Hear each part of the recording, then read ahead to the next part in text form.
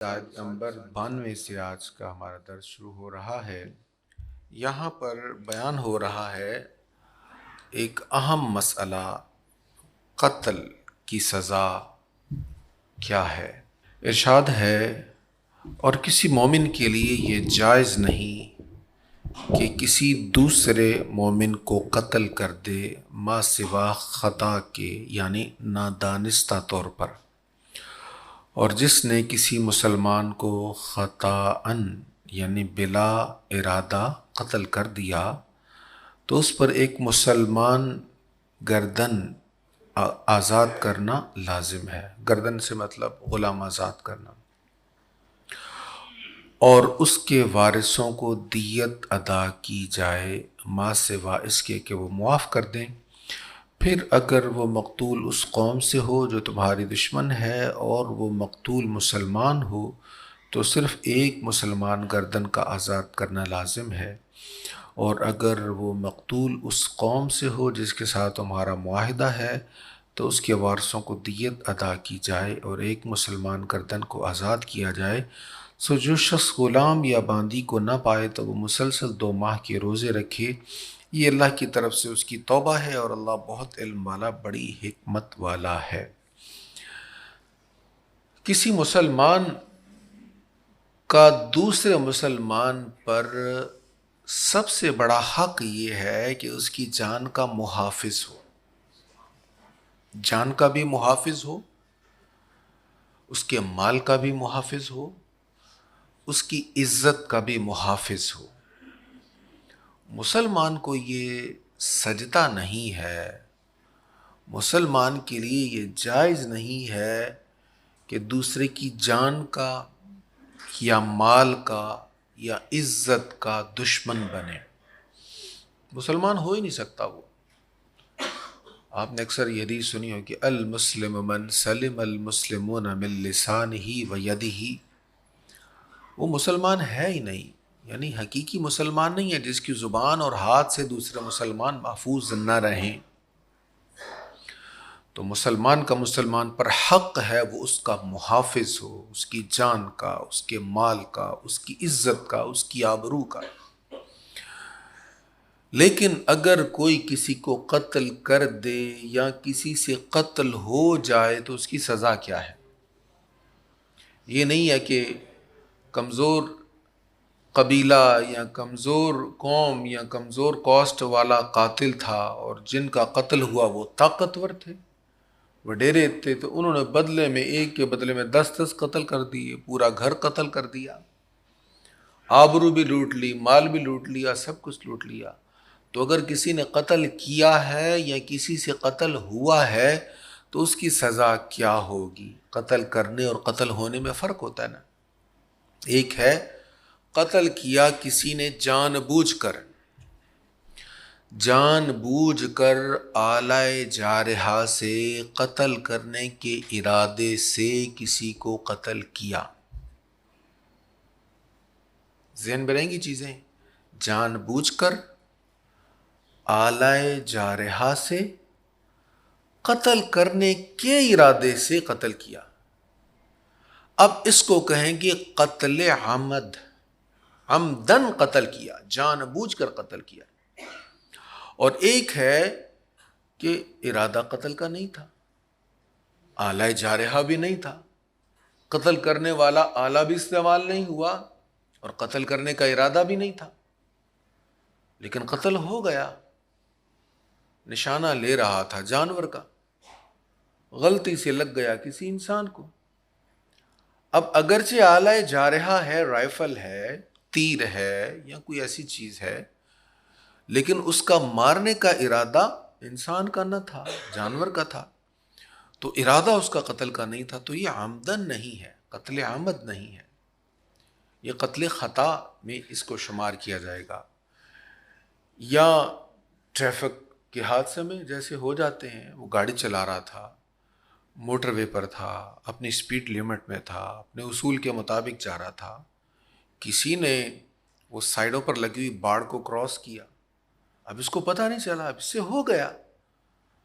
اب یہ جان بوجھ کر تو نہیں وہ مار رہا، یا عام روڈ تھا اور وہاں پر اس سے اتنی خطا ہوئی کہ وہ اوور سپیڈ میں جا رہا تھا. یہاں سپیڈ لمٹ تو اس کی محدود تھی لیکن اس کو پتہ نہیں چلا, اندھیری آ گئی یا تیز ہوا چل پڑی, دھول میں اس کو پتہ نہیں چلا, سڑک کو کراس کر رہا تھا.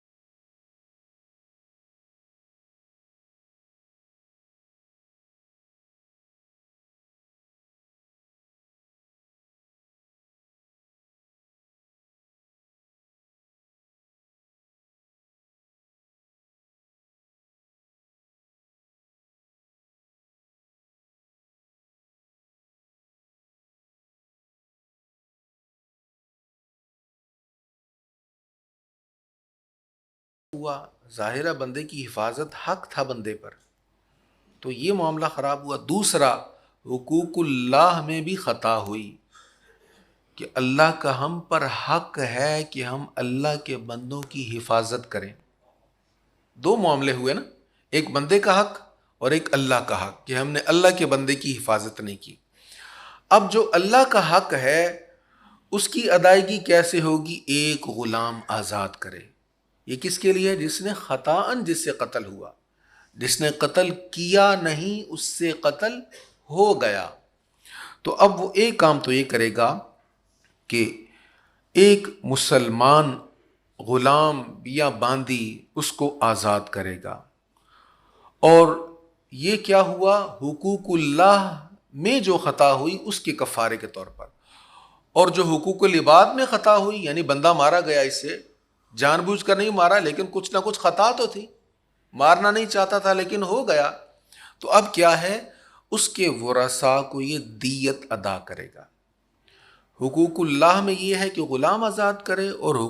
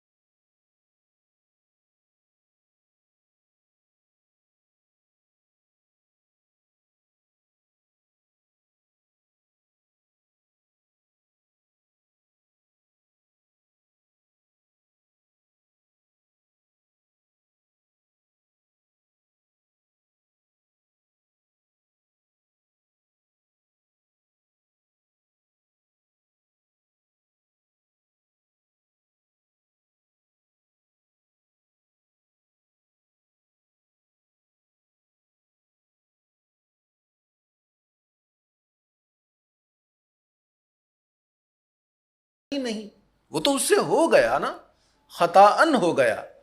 اب جو اس سے خطا ہوئی, وہ مسٹیک ہوئی, اسی کی تو سزا ہے کہ وہ ایک غلام آزاد کرے, لونڈی یا غلام مسلمان کو آزاد کرے, یا وہ, اور دوسرا یہ کہ وہ دیت ادا کرے گا. اب یہ اس کی غلطی کی سزا ہے، لیکن اس کی غلطی کی یہ سزا نہیں ہے کہ اس کو سزائے موت دی جائے، سزائے موت اس کو نہیں دی جائے گی۔ اگر غلام نہیں ہے میسر، مسلمان غلام کے اس کو آزاد کیا جائے، جیسے آج کے دور میں غلام میسر نہیں ہے، تو پھر اس کی صورت بھی آگے بیان ہو رہی ہے۔ لیکن اس سے پہلے ایک اور مسئلہ ہے یہاں پر، تو یہاں پر قتل خطا کی صورت بیان ہو گئی کہ دو چیزیں ذہن میں رہیں گی نا، ایک تو غلام آزاد کرے اور دوسری صورت دیت ادا کرے ورثاء کو۔ وہ دیت کیا ہے؟ 100 اونٹ ہیں، 1000 دینار ہیں یا 10,000 درہم ہیں۔ اب یہ جو دیت ہوگی یہ ورثاء میں ایسے ہی تقسیم کی جائے گی جیسے مرنے والے کے مال کو ورثاء میں تقسیم کیا جاتا ہے، وہ ہم پہلے پڑھ چکے ہیں، تو اسی ترتیب کے ساتھ اس کو ورثاء میں تقسیم کر دیا جائے گا۔ اور اگر وہ مقتول اس قوم سے ہو جس کے ساتھ تمہارا معاہدہ ہے تو اس کے وارثوں کو دیت ادا کی جائے گی اور ایک مسلمان گردن کو آزاد کیا جائے گا۔ سو جو شخص غلام یا باندی نہ پائے تو وہ مسلسل 2 ماہ کے روزے رکھے۔ تو آج کے دور میں غلام میسر نہیں ہے تو دیت تو ادا ہوگی، لیکن حقوق اللہ میں، اللہ کے حق میں جو خطا ہوئی ہے اس کے ازالہ کے لیے 2 ماہ کے مسلسل روزے رکھے جائیں گے۔ یہ اللہ کی طرف اس کی توبہ ہے اور اللہ بہت علم والا، بڑی حکمت والا ہے۔ اب یہاں پر قتل خطا کا مسئلہ بیان ہو گیا۔ میں نے بہت کم چیزوں کو، بنیادی چیزوں کو ٹچ کیا ہے، زیادہ تفصیل میں نہیں گیا۔ اس کی تفصیل اتنی زیادہ ہے کہ اس پر پوری کتابیں لکھی جا چکی ہیں، لیکن کسی کا سوال ہو تو وہ تحریراً کر سکتے ہیں، اس جمعہ کو بھی، اگلے جمعہ کو بھی، جب چاہیں۔ اور یہ ذہن میں رکھیں جو بھی تفسیر بیان ہو رہی ہے میں نہایت مختصر عرض کر رہا ہوں۔ آپ کے ذہن میں کوئی بھی سوال آئے تو آپ تحریری صورت میں لکھ کر مجھے دے سکتے ہیں، میں اس جمعے کو یا اگلے جمعے کو اس کی وضاحت کر دیا کروں گا، اور آپ براہ راست تشفی کرنا چاہیں تو وہ جمعہ کے بعد مجھ سے سوال کر سکتے ہیں۔ پتہ نہیں کب دوبارہ ان چیزوں کو ہم پڑھیں، موقع ملے نہ ملے یہ تو اللہ بہتر جانتا ہے، تو جب موقع ملا ہے تو جو ذہن میں چیز رہ جائے اس کی تشفی کر لیا کریں۔ اس سے آگے ارشاد ہے، اور جو شخص کسی مسلمان کو قصدن قتل کرے، وہ تھا قصدن نہیں کیا، غلطی سے ہو گیا، اب قصدن قتل کیا۔ قصدن قتل کرنا کیا ہے؟ آلہ جارحہ سے جان بوجھ کر قتل کرنے کے ارادے سے کسی کو مارا، اب یہ قصدن ہے، اس کو قتل عمد کہا جائے گا۔ اور جو شخص کسی مسلمان کو قصدن قتل کرے تو اس کی سزا دوزخ ہے، جس میں وہ ہمیشہ رہے گا اور اس پر اللہ کا غضب ہوگا اور اللہ اس پر لعنت کرے گا اور اللہ نے اس کے لیے عذاب عظیم تیار کر رکھا ہے۔ اس کی جزا دوزخ ہے، ہمیشہ رہے گا اس میں۔ دنیا میں اس کی سزا کیا ہے؟ دنیا میں اس کی سزا یہ ہے کہ اس کو بھی قصاصاً قتل کیا جائے۔ ایک حقوق اللہ اور دوسرا حقوق العباد۔ حقوق العباد کا ازالہ یہ ہوگا کہ اس کو بدلے میں پھانسی پر لٹکایا جائے، یا جو بھی سزائے موت کی صورت ہے وہ اس کو دی جائے جو اس ملک میں ہے، ہو وہ شرعاً جائز۔ تو اب اس کو سزائے موت ہوگی، جیسا کہ ہم پہلے پڑھ چکے ہیں، وَلَكُمْ فِي الْقِصَاصِ حَيَاتٌ يَا أُولِي الْأَلْبَابِ، کہ قصاص میں تمہارے لیے زندگی ہے اے عقل والو۔ تو دنیا میں اس کی سزا یہ ہے کہ اس کو سزائے موت ہوگی، اور آخرت میں اس کی سزا کیا ہے؟ دوزخ میں ڈالا جائے گا، اور ہمیشہ ہمیشہ وہ دوزخ میں رہے گا، اور اس کے لیے عذاب عظیم ہے۔ دوزخ میں ہمیشہ ہمیشہ رہنا یہ مسلمان کے لیے نہیں، یہ کافر کے لیے ہے۔ مسلمان کتنا ہی بڑا مجرم کیوں نہ ہو، وہ ہمیشہ ہمیشہ دوزخ میں نہیں رہے گا۔ یہ دیگر احادیث میں اس کی ڈیٹیل آ گئی۔ لیکن قاتل کے لیے ایسا کیوں کہا جا رہا ہے؟ اس لیے کہ اس نے کسی مسلمان کو اگر جان بوجھ کر قتل کیا ہے اور اس کو صحیح سمجھتے ہوئے قتل کیا ہے، اب وہ ایمان والا رہا ہی نہیں ہے، کیونکہ ایک مسلمان کے جان و مال کا محافظ دوسرا مسلمان ہوتا ہے۔ کتاب الایمان میں یہ احادیث بیان ہو گئی کہ مسلمان کا حق ہے دوسرے مسلمان کی جان کا محافظ ہو، تو اگر اس کے باوجود، اس سب بیان کے باوجود وہ قتل کرتا ہے اور اس کو درست سمجھتا ہے تو پھر وہ مسلمان رہے گا ہی نہیں، وہ کافر ہو جائے گا۔ اب عام طور پر ہم اس نشست میں ایک رکوع ہمارا کوشش ہوتی کم از کم بیان ہو، لیکن آج میں صرف ان 2 آیتوں پر بات کروں گا۔ اس کی وجہ کیا ہے؟ اس میں کوئی شک نہیں ہے کہ درس قرآن کی نشست میں بیٹھنے والے، جمعہ کے لیے پہلے آنے والے، وہ قاتل لوگ نہیں ہوتے۔